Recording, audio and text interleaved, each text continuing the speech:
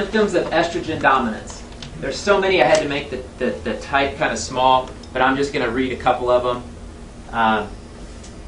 Increased aging, adrenal exhaustion, allergies, autoimmune diseases, breast cancer, cervical dysplasia, cold hands and feet, which comes from thyroid dysfunction, decreased sex drive, depression, anxiety, dry eyes, early menstruation, endometriosis, gaining weight around the abdomen, hips, and thighs, fatigue, fibrocystic breast, fibromyalgia, fibroid tumors should be on there, it's not, cysts, fibroid tumors as well, foggy thinking, gallbladder problems, hair loss, headaches, hypoglycemia, hysterectomy if the ovary is being removed, infertility, irritability, insomnia, mood swings, osteoporosis, that's a big one. Women seem to get a lot more osteoporosis than men. Why is that? We'll talk about that. PMS, PCOS, which is polycystic ovarian syndrome, postnatal depression, bone loss, premature births, in men, prostate cancer, sluggish metabolism, thyroid dysfunction, uterine cancer, uterine fibroids, water retention, bloating, zinc deficiency. So, being estrogen dominant is a problem. It's a big, big, big problem. And what's unfortunate about it and what's kind of frightening about it is this a problem in the United States of America and in Europe, and only within the last 70 years. So this is a brand new issue, and we're going to talk about why this is happening now, and it's such a major, major problem. First and foremost, xenoestrogens. Anybody heard of xenoestrogens? They're basically synthetic estrogens. They mimic estrogen in the body. Okay? It's in everything. I could have put a list of 1,000 things here. Actually, no, probably more like 20,000 things here. Because so many different chemicals are estrogen mimickers. Okay? So I wish I had a little flip chart or something I could draw a picture for you, but hormones are like lock-in key receptors. Okay? They have a specific design to them. Okay? And the hormones have to lock into those receptors. Okay? For you to have a normal, healthy hormone balance. When these xenoestrogens, these synthetic estrogens get into your system, they're upwards of 300% larger than your normal hormones that you produce. What they do is they lock in, they crush and damage your hormone receptors so that the natural hormones that you're producing can't do their job. Okay? So that's what's causing, one of the things that's causing this estrogen dominance. So, lotion, shampoos, perfume, hairspray, I mean, it's in everything. It's in so many different cosmetics and beauty products. Glue, plastics is a big one. You hear about the PCBs and the dangers of plastic, especially if you heat it or you freeze it. It releases those estrogenic compounds. So you really want to be careful with using plastic, especially, you know, if you, like I said, if you heat it and microwaves, for example. I mean, I don't like microwaves anyway, but if you microwave plastic, you're getting tons of those synthetic estrogens. Dairy and meat, that's a huge one.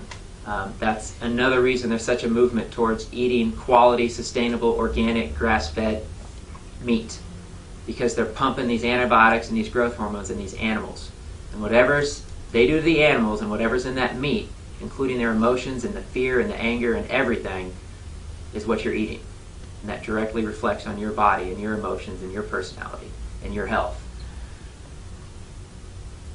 There's, for example, the RBGH that Monsanto was putting in the cows for, you know, to increase milk production is illegal in Europe, and they've been fighting that here forever. I think, you know, just recently. Well, I don't think it's completely illegal. Actually, in fact, if you've seen it on the label, there's a label now that says the FDA shows no evidence that cows treated with RBGH is dangerous, or something to that effect. So basically, they're still trying to hold on to this thing that they know is very damaging to the body. It's one of the reasons girls are going through puberty starting at age 8 now, when it used to be 13. There's obviously a problem. I think a big part of that is the dairy and the meat.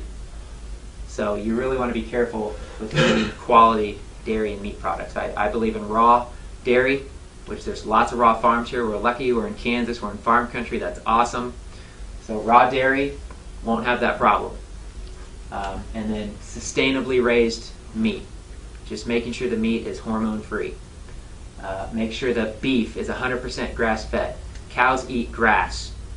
Okay? They advertise grain-fed or corn-fed beef like that's healthy.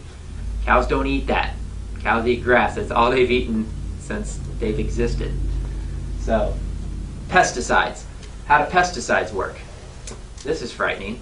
Pesticides work by increasing the hormone levels in the insect so that it causes them to self-destruct from the inside out. So when you get pesticides on your body through eating produce that's sprayed with thousands and thousands of pesticides, that's going to cause this problem too. That's why organic is important. That's why having your own garden, a friend's garden, mooch off your friend, support the local farmers market, local farmers that aren't using herbicides and pesticides. It's a big deal. It really is. These pesticides are dangerous. I mean, some of these are used in war for chemical warfare, and they're on our foods. And the reason, in case you're not aware of what's going on in the food industry, and I don't want to get too much into that, but the reason there's so many chemicals on our food is because we grow these monocrops. We grow the same foods over and over and over again, and we don't rotate the soil anymore, and it makes them very genetically weak. Apples, for example. They want the red delicious apples, and they want it to look this way exactly every time. Well, that's such a genetically weak apple, having been grown over and over again. Genetics build strength. Okay, that's why we say not to interbreed within our family, right? That weakens our genetics. Okay? Same thing with fruit. Okay? You grow the same apple over and over again, and you don't allow it to interbreed and mix with other genetics. It makes it weak. When it's weak, it's prone to illness. It's prone to fungus. It's prone to insects. So if they don't spray these foods with pesticides and herbicides, they won't have a crop. So they don't have a choice. It's not the farmer's fault. It's the way we've done things with mass production. Sorry, I get a little off on a tangent there, but air fresheners, furniture polish, bug sprays, sunscreen. That's a big one. I mean, we all use sunscreen. I mean, I'm the first to say that sun doesn't cause cancer, sunscreen causes cancer. So my recommendation is get 20, 30 minutes of sun or whatever you can handle, and then either put on long sleeves. The only time I recommend sunscreen is if you're going to be out in the sun all day for 8 hours because you're at a picnic or you're at the beach or whatever. Yeah, put on some sunscreen. Put on some natural. It's better than burning, obviously, but definitely limit your sunscreen. HRT, which is hormone replacement therapy, and birth control pills. It's really frightening that they're giving women birth control pills to control their hormones. It makes zero sense at all. It's a giant lie. Okay? It stops their symptoms, but it's kind of like stopping your hangover with a Bloody Mary. I mean, it's feeding negative with negative. That creates major estrogen dominance, major cause of cancer, candida, fungal infections, all types of issues. I know plenty of girls who have taken birth control pills for 15 years and they have fungal infections throughout their body so bad that it's just sad. Genetically modified frankenfoods. Something else that's been banned in Europe that's still allowed here. Genetically modified foods. Soy is the worst. Don't touch soy with a 10-foot pole. I don't care what you've heard.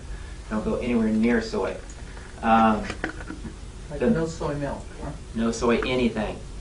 The foods that have been genetically modified the most in this country are corn, canola, which is rapeseed, which is horrible as well. Throw that away.